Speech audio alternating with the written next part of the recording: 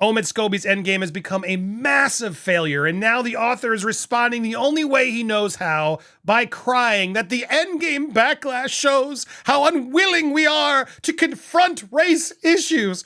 Oh, you lying son of a...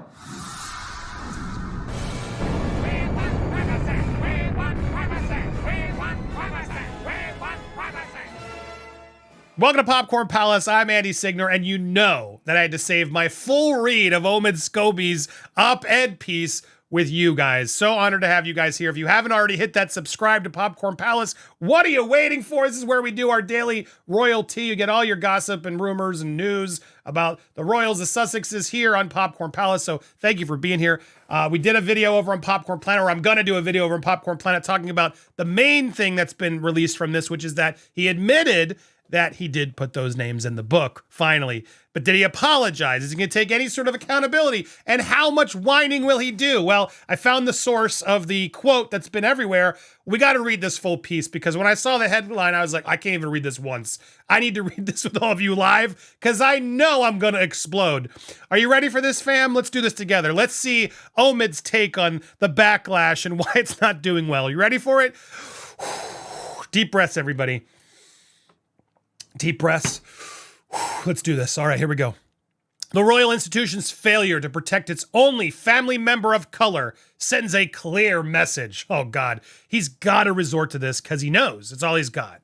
To play victim, blame race, even though he said it wasn't racist. He said it wasn't racist. He wants to have his cake and eat it too. He doesn't want to take the responsibility of calling it out. He doesn't want to provide actual proof, but then he wants to continue. He wants to say it wasn't racist, but then keep saying that it's racist. Make up your damn mind, eyebrows. All right, here we go. I always knew releasing my second royal book was going to be a steep uphill climb. Deep diving into the lesser discussed and more, I'll try and do an accent, more controversial issues surrounding the royal family was never destined for objective coverage by those who make it their duty to protect the firm. Now, I'm doing the accent because I can't take this guy seriously, and I don't want you to either. And no, I don't make it my duty to protect the firm. I don't care about the firm. I know a lot of you audiences, my audiences in the UK, and you guys do respect, not trying to disrespect, but I live here in America, and no, the firm isn't important to me. What's important to me is, honesty, integrity, empathy, things that Meghan and Harry don't seem to have, because you guys employ terrorists known as the sugars to promote your book and do all your dirty work. You guys are scum. That's what we're calling out here. No, this isn't some royal allegiance for me, because I'm not a royal. I don't care about that. That's not what this is about. So nice spin, brother, but I'm not going to let you do it here on the Palace Watch. Hey, their duty to protect the firm and all relationships with it at any cost, and I was certainly under no illusion that the same group who usually run for cover at the mere mention of the word race were going to welcome a 16,500 word chapter around the royal establishment's uncomfortable history regarding prejudice and imperial might. Maybe, Omid, you should consider it's your credibility that we're not trusting. Not the conversations that you're trying to have, but the fact that no one believes you. You're a liar. You've been caught lying multiple times. In fact, you lied about the names in the book. You're a snake that uses your words to argue semantics and tiptoe around issues, and that's why we don't like you. It's not just because you're defending Meghan. You can keep saying that's the reason, but no. It's because you lie. Right, guys? What do you, am I crazy? Librows? I think that's your new name. I just made it live. Librows, enough. I don't want to hear any more of your librows. I don't. Hashtag librows. We're making it a thing. Lick spittle librows. We're done with you. Oh my God. All right, librows. Let's keep doing this. All right. By now, it's almost impossible that you haven't heard of Endgame. The audacity of this guy.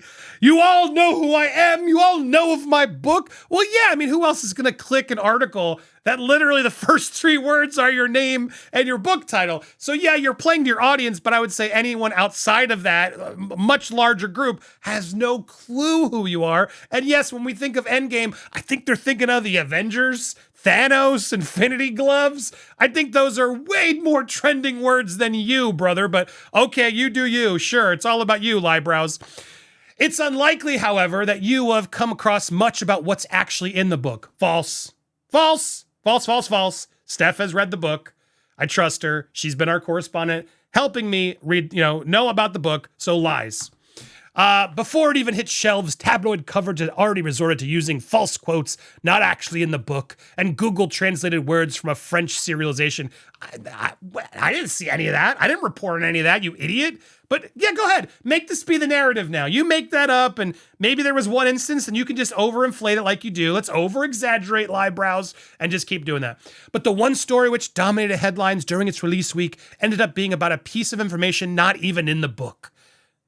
But it was in the book. You wrote it, and you wrote about it, but refused to mention it. And of course that's what we're going to talk about. You make it such a big deal that it's not talked about. Now you're talking about it, and we're not allowed to talk about it? The names of any royal family members who allegedly had concerns about the darkness of the Sussexes' first child's skin, while the finished manuscript reveals fresh details about the written correspondence between King Charles and Meghan, the Duchess of Sussex, regarding potential unconscious bias in the family. The identity of those who took part in these conversations were to remain a mystery. I was in the middle of a TV interview in New York on November 28th when a single name surfaced on social media. After it was published in the Dutch edition, my stomach flipped.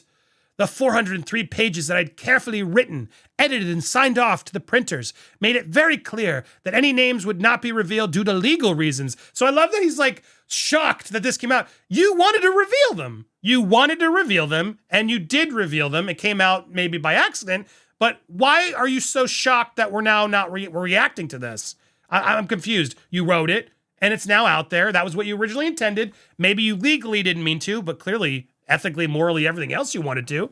Still confused about what had happened and unable to keep an eye on the unfolding story during my back-to-back press appearances. He just has to really pump himself up. Have you noticed while he's doing this? He's so popular, guys. I was at the very least relieved to see the Netherlands publisher swiftly announce that copies containing what they described as translation error would be removed from stores. Oh, whew, I'm sure that will just squell the backlash. Right, Scobie? I'm sure that's what you thought. You never thought that those books would go viral and the contents of said books would make the book be talked about even more. I'm sure you were not even considering that for a moment, right? Librows? As a name started circulating, questions were coming in thick and fast. I had many too, but details at this point were still being pieced together, and I don't have the full story. To be clear, the only publisher I worked directly with was the one covering the US and UK. I spent almost 2 months with independent British barristers and in-house legal counsel to ensure that every detail in the finished book was legally watertight. Unbeknownst to me at the time, early and uncleared text was provided to the Dutch publisher in order for them to start work on the translation, with the understanding that their translation would be updated to reflect the final version I officially submitted. Well, there it is, folks. There it is. In amongst all this jibber-jab, blabble, blabble, blabble, is the fact that he's finally now acknowledging what we've all known. And I don't understand why you couldn't just announce in the beginning, dude. It would have helped your credibility if you just gotten this out there. But we'll talk about that more in a Planet piece that I'm going to do next. Let's keep reading. Other foreign language publishers, including in France and Italy, were also doing the same thing, though their versions perfectly replicated the completed work. Well, what I can be sure of is that I edited carefully, took independent legal advice, and the finished book that I submitted was not the version published in the Netherlands. So again, the only problem you had is legally you weren't allowed to do it. So why are you acting so high and mighty on this? By the time I wrapped up media efforts at the US, coverage in Britain had reached new levels of hysteria. Well, yeah, because you called Princess Catherine and King Charles racist. You don't think that was going to cause some attention? You know it would. When I had landed in London, reporters were already banging on the doors of my parents' homes. Oh gosh, where my car was being followed. Violent threats were piling up, and some of the papers were baying for blood. False reports suggested this was all part of some elaborate PR campaign. An offensive and ridiculous claim, especially given that the book had already been on the front pages for several days before this news had broken. Oh yeah, like that's proof that this is bullshit. What on earth? Of course, like Jada Pinkett Smith wasn't dropping nuggets to keep the book sales attempt to go, which didn't work for her either, Omid. That's not how you do it. But sure, that is clearly a method, so that's no proof, dude. librows.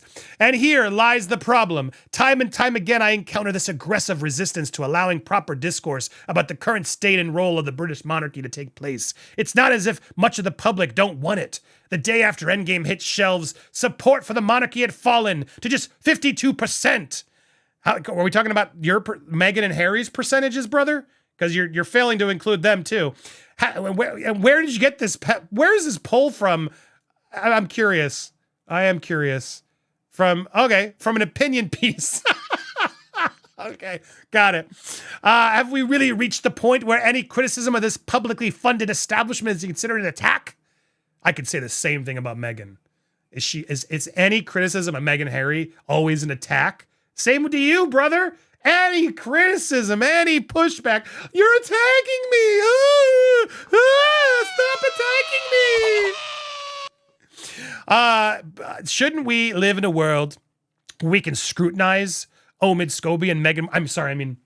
Shouldn't we live in a world where we can scrutinize the royals like we do our politicians? Who doesn't scrutinize the royals? Plenty of people scrutinize the royals. Is freedom of speech only reserved for those who cleave to an approved narrative? In my 12 years covering the royal family, particularly since the arrival of Meghan in 2016, the topic of race in the royals has regularly featured in my reporting. Doing so hasn't exactly made me popular. Oh, here comes the one who thinks we're all racist, a member of the press pack slurred at me from a media pen in 2019 royal tour. But this isn't about me. Literally, your headline is implying this.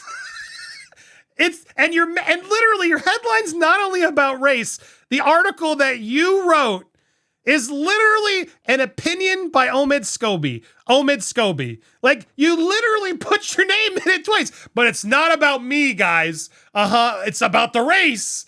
We won't confront race, but I'm going to put my name in twice. But this isn't about me. God, this guy's unbelievable.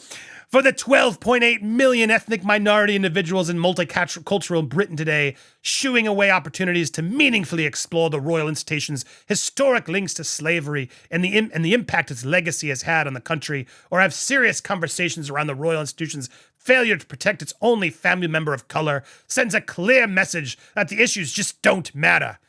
You've literally provided zero proof.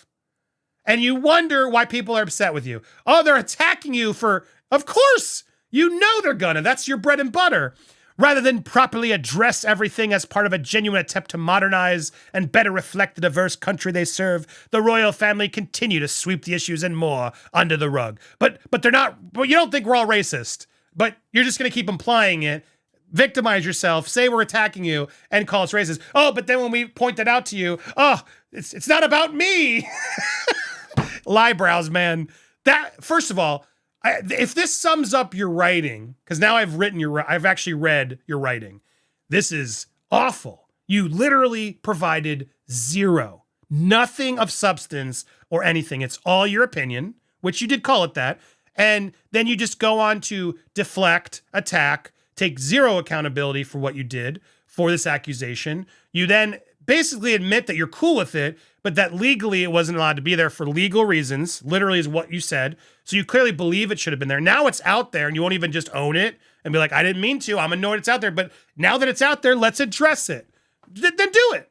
What are you afraid of? I thought you want to have these meaningful conversations. No, you want to keep arguing on the fringe. You want to keep riling up bases. You want to keep just being general in your attacks. You're not actually having good debate. Omid, come on the show. Let's have a debate. You don't want debate. You want to be in your narrative, in your bubble. You want people that are going to protect you, just like Meghan and Harry do, because you are their mouthpiece. You are. And a lot of verified readers, people who've actually bought the book and reviewed your book, gave this critique to you. Your reviews are terrible on Amazon. And it's not some mob of people who just hate you. These are verified purchases of people who bought the book, who then are allowed to get that badge because they bought it. And then they review it and they didn't like it. And they say your writing sucks and that you provided no evidence. You just wanted a quick payday and you put on this whole idea that you were going to blow things up and reveal all, and you didn't. Nothing in this book is new. And how you're trying to sell it is this conversation of racism. I don't want to hear you talk about it. There are way smarter people to have this debate than you. Why would I want your dumb lying eyebrows to educate me on that topic? No thanks, no offense. I don't want your opinion. I want it more scholars of racism, because I bet you some of them disagree with you. That would be an interesting conversation. There are much more interesting conversations you could have had, dude, and you chose to just continue to defend Meghan. And now, because your book sank, which it has, your book sales are awful. Awful. They're in the ground. They're terrible. Because the book failed so much, now you're going to go claim, it's just, they don't know how to address racism. They won't confront the racism. I mean, unconscious bias. I mean, unconscious racial bias. Which is it? Oh my God. You can't even make up your own mind on what it is. And apparently we're not allowed to talk about it. So this is maddening, dude. Librows, get out of my life. Get out of this. Go, your book failed. Move on. No one cares. Meghan and Harry, take notice. You should have disavowed this guy. You just killed your brand even more than I thought you ever could. You morons. You absolute morons. Librows, I'm done with you. Moving on. No, we're not buying the book. We still aren't buying the book. And no, we're not racist. And no, the fact that she was not... They did not fail in protecting the only family member of color. She left. She couldn't handle what it comes to be royal. It had nothing to do with just the member of color. They loved her. They loved her. She didn't love them. She didn't respect them. And then she started pushing back because she wanted to do it her way. And that's not how it works. Sorry. So she left. And now she's whining and whining. Wah, part 2. All they do is whine and complain and whine and complain. What do you guys think? I want to hear your thoughts down below. Do you think Omid's got a point? Are we unwilling to confront our racist Meghan thoughts? Tell me down below. Make sure you hit that subscribe if you haven't already. And check out Popcorn Planet video. I'm cross-pollinating them. We're going to talk more about this lack of taking accountability, Omid. Librows.